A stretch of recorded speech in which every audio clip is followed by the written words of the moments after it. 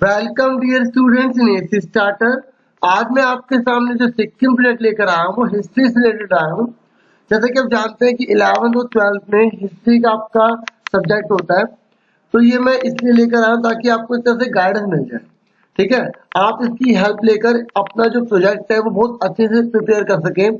ठीक है, बाकी आप कुछ भी और लिख सकते हैं, बस एक तरह से गाइडेंस प्रोवाइड करने से हिस्ट्री के ऊपर, क्योंकि कुछ स्टूडेंट्स ने कहा था कि सर हिस्ट्री के ऊपर एक आप अलग से वीडियो प्रोवाइड कर दीजिए।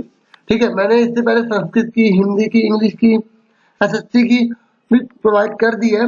ठीक है, तो अब ये हिस्ट्री की मैं प्रोवाइड कर रहा हूँ जो 11 और 12 के लिए तो काम आएगी आएगी। बाकी अगर कोई भी क्लास का स्टूडेंट है तो इसको भी बेस लेकर अपनी वर्कशीट जो है वो इजिली कर सकता है।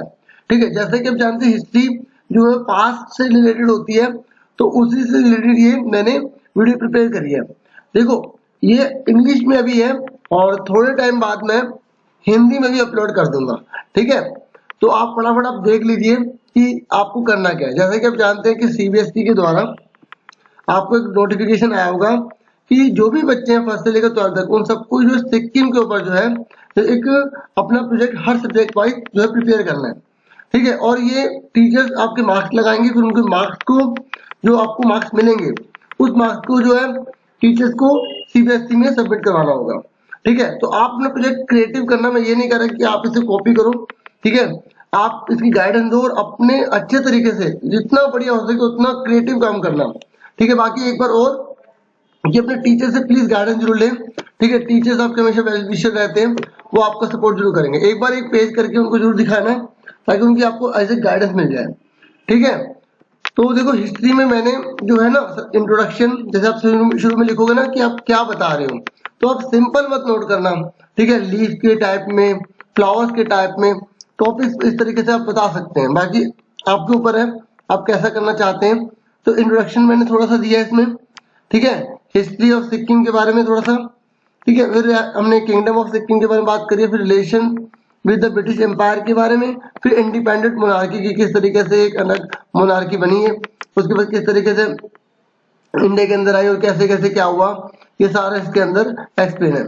मैं एक एक लाइन पढ़कर तो नहीं बताऊंगा क्योंकि इसमें फिर बहुत ज्यादा टाइम चला जाएगा, ये थोड़ा सा आपको खुद ही करना पड़ेगा। बाकी इसी को सेम मैं हिंदी में भी प्रोवाइड करूंगा। ठीक है, थोड़े टाइम बाद, तो आप उससे पढ़कर जो है समझना चाहे तो समझ सकते हैं। ठीक है, जिनको थोड़ा सा अगर प्रॉब्लम आ रही है। ठीक है, बाकी हिंदी मीडियम वालों के लिए जरूर वीडियो अपलोड होगी। ठीक है, बाकी एक मैथ्स पर भी प्रिपेयर कर रहा हूँ। ठीक है, मैथ्स से रिलेटेड भी वीडियो में प्रोवाइड करूंगा, तो प्लीज आप जरूर शेयर कीजिएगा। ठीक है, तो इंट्रोडक्शन थोड़ा सा जो है आपको हर वीडियो में, जैसे मैंने बताया कि इंट्रोडक्शन तो आपको जरूर देना चाहिए। आप ये भी लिख सकते हैं, बाकी अगर आप थोड़ा और अच्छे से लिखें चेंज करके तो ये ज्यादा बेटर रहेगा, क्योंकि इससे मैच नहीं करेगा, है ना, इस तरीके से। तो फिर उसके बाद हिस्ट्री है मैंने थोड़ी सी लिखी है। ठीक है, आप पढ़ लेना इसको।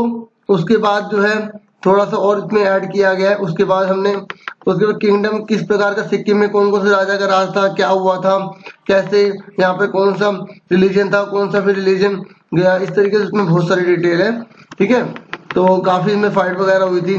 फिर उसके बाद जब ब्रिटिश हमारे कंट्री के अंदर आए तो उन्होंने इनके साथ कैसे रिलेशन बनाए थे, तो ये सारा इसके अंदर बता रहेगा। फिर इंडिया के साथ कैसे ट्रीटी हुई थी, कैसे कैसे क्या क्या इसमें कॉन्टैक्ट हुआ। फिर जब हमारा देश आजाद हो गया था 1947 में, तब भी ये एक अलग तरीके से जा रहा था। उसके बाद 1973 में पूरे हमारे देश के अंदर ये शामिल किया गया।